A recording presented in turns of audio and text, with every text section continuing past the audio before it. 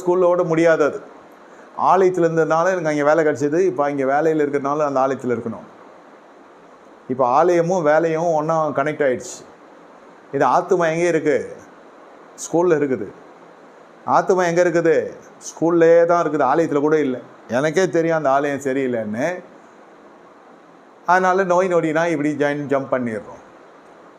இதில் முக்காடு போடப்பட்ட ஒழியும் இல்லை. புதிய ஏற்பாட்டில் முக்காடு எடுக்கப்பட்ட ஒழி. இது முக்காடு போட்டு கொண்டு வரும், ஆணாக இருக்கட்டும் பெண்ணாக இருக்கட்டும். அதாவது என்னென்னா, மறைஞ்சு வருவாங்க. சபைக்கு தெரிஞ்சிட போகுது, சங்கத்துக்கு தெரிஞ்சிட போகுது. சத்தியத்துக்கு கேட்க வரத்துக்கு என்ன எவ்வளோ பயம்? உன்னை யாருக்கு அடக்கி ஆள்றா? யாருக்கு நீ அடிமை? கர்த்தருக்கு அடிமையா, மனுஷனுக்கு அடிமையா? இல்லை, இப்போ சூழ்நிலைக்கு கைதி ஆகிட்டான் விசுவாசி. பார்த்து கொள்ளுங்க.